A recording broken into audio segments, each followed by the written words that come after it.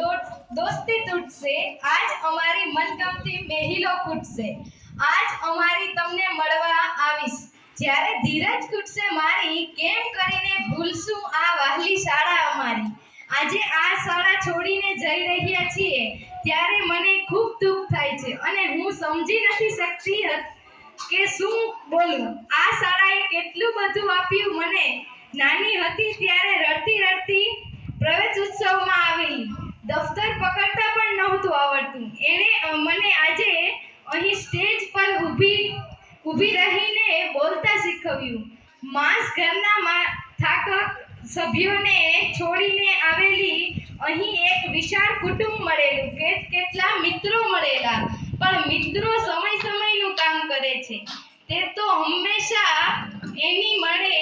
વહ્યા કરે છે જીવનમાં તડકા પછી છાંયડો તો આવે જ બસ આપણા જીવનમાં પણ ક્યારે મિલન તો ક્યારે વિદાય